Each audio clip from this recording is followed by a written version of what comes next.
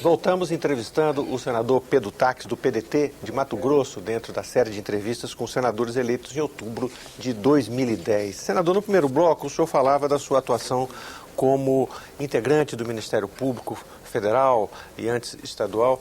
Eu queria perguntar para o senhor como o senhor passou, digamos, do Ministério Público para a vida política. O que lhe motivou a ingressar na política e como é que foi a sua entrada na política? Ok.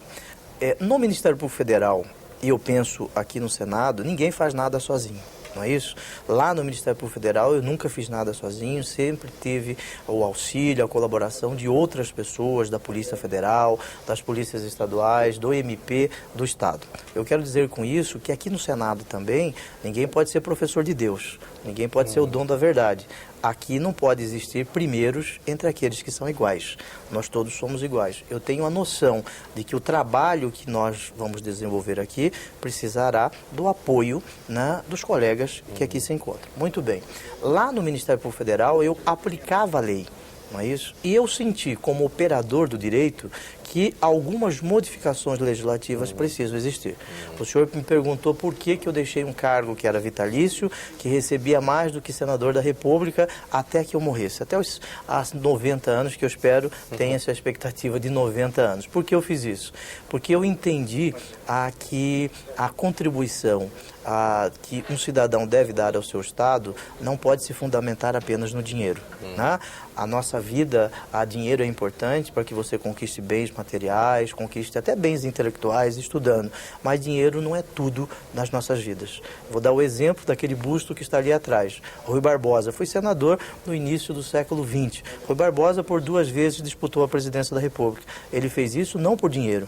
Né? O Marechal Rondão, que foi um grande mato-grossense, né, um grande brasileiro, quase recebeu o Prêmio Nobel da Paz. Marechal Rondão, ele atravessou o Brasil quase inteiro a pé. Não foi em razão de dinheiro, foi na busca de um sonho.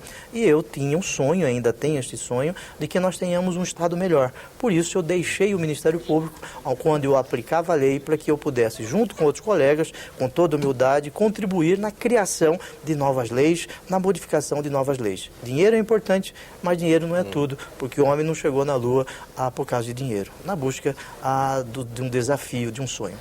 Uma das propostas legislativas que seguramente vai estar presente na sua vida, entre os desafios que o senhor vai enfrentar, está a reforma política. Qual é a reforma política que está na cabeça do senador Pedro Taques? Sim. O presidente Sarney, ele nomeou uma comissão especial que vai debater a reforma política. E ele me honrou com o convite, eu participo desta comissão junto com outros colegas. Eu penso inicialmente que mais do que uma reforma política, nós precisamos de uma reforma na política, uma reforma da maneira de se fazer política. Eu penso que exista no Brasil um relativismo ético que precisa ser alterado. Nós não podemos relativizar com a ética. O que isso é bom que se diga, que nós não podemos generalizar. Quando eu era membro do MP federal, eu combati muitos políticos, mas aí eu entrei na política e eu vi que existem muitas pessoas sérias na política que estão preocupadas com o futuro da nossa sociedade, com o futuro do nosso país. Esta reforma política, eu penso, tem que partir desta reforma na política, fazer com que a ética permeie toda a nossa atuação. Dentro da reforma política, eu defendo, primeiro, uma modificação do arranjo do Pacto Federativo, porque quando se fala em reforma política, eu não posso entendê-la apenas como sinônimo de uma reforma eleitoral. É também uma reforma eleitoral, mas não é só uma reforma eleitoral. Eu penso que nós tenhamos que fazer uma reflexão a respeito do papel dos municípios na federação. Os municípios hoje, mais de 5.500 municípios, quase 6.000 municípios no Brasil, e os prefeitos sempre com pires na mão, pedindo dinheiro para o governador, para o presidente da República. Nós moramos nos municípios. Aquelas aflições que nos desassossegam, elas estão nos municípios. Portanto, nós temos que rearranjar os municípios no Pacto Federativo. Este primeiro ponto eu vou trazer à discussão dos colegas na reforma política. Dentro desta reforma política, nós temos que repensar o chamado sistema proporcional. O senhor é a favor do voto distrital, né? Eu sou a favor do voto distrital com lista aberta, não lista fechada. Como é que é isso, senador? O que é isso? Eu vou dar o exemplo do meu estado, o estado de Mato Grosso, que são 8 os deputados federais. Nós dividiríamos o estado de Mato Grosso em 8 distritos, cada partido lançaria um candidato dentro deste distrito. Isto faz com que o eleitor conheça o seu candidato, isto faz com que o eleitor possa cobrar do seu candidato depois de eleito, e isto barateia o preço das eleições, porque o candidato vai fazer a sua campanha eleitoral só dentro daquele distrito. Cito o exemplo do estado de São Paulo. O estado de São Paulo são 70 os deputados federais, divide-se o estado de São Paulo em 70 distritos. Isto faz com que um candidato, por exemplo, de Presidente Prudente, não precise fazer campanha em Roseira, na divisa com o estado do Rio de Janeiro.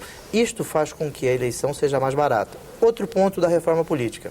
Eu defendo o voto distrital com lista aberta. Isto evita que os partidos políticos tenham dono, que o caciquismo tome conta dos partidos políticos. Porque a lista fechada fará com que, se isto for aprovado, alguns se adonem, se assenhorem dos partidos políticos. Eu defendo o financiamento público de campanha. Este financiamento público de campanha, nós podemos criar um mecanismo de transição para as eleições. Por exemplo, quem sabe nas eleições de 2014 para presidente da República, nós já possamos adotar este sistema de financiamento público para a eleição para presidente. Diferente se nós adotarmos agora em 2012, porque nós temos muitos candidatos a vereadores, a operacionalização disso pela Justiça Eleitoral ficará com grande dificuldade. Senador, outro tema que está em pauta, e é interessante perguntar para o senhor que representa Mato Grosso, é a distribuição dos royalties do petróleo. O Mato Grosso é um estado do interior, e o petróleo especialmente é retirado hoje do mar. E estamos falando especialmente do pré-sal, que promete ser uma grande reserva. Como é que o senhor se posiciona sobre essa questão? Os royalties devem ser divididos igualmente entre os estados, ou o senhor acha que os estados, chamados estados produtores, têm que ser privilegiados com algum tipo de recurso também especial? Sim. Eu penso que nós tenhamos que tratar os desiguais de forma desigual, mas nós não podemos esquecer que este petróleo é nosso, né? Não é só dos estados do Rio de Janeiro e do Espírito Santo. Lembremos que na fundação da Petrobras, né, na década de 40, nós tínhamos esta campanha que o petróleo é nosso. Esse petróleo, o lucro, né, o royalty da venda e da extração deste petróleo deve ser dividido por todos os estados. É lógico que os estados produtores, notadamente Espírito Santo, Rio de Janeiro, Bahia, ali em Camaçari, devem ter uma vantagem na distribuição. Mas nós não podemos entender e compreender que num estado que se diz uma federação, só alguns estados possam lucrar com a extração, com os royalties desta extração e produção. Mas mais do que isso, eu penso que nós tenhamos que debater no Brasil a forma de utilização dos recursos do pré-sal. Existem várias fórmulas no mundo, o sistema norueguês, o sistema holandês. Eu penso que se nós utilizarmos estes recursos internamente, de uma forma direta, isso poderá trazer prejuízos econômicos futuros.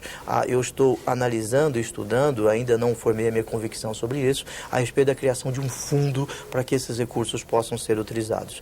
Este verdadeiro patrimônio que nós temos não pode ser utilizado de uma forma destemperada, sob pena de nós perdermos mais uma geração de brasileiros por falta de educação, por falta de inclusão nos meios e dos bens de capital, dos bens de produção. Ok.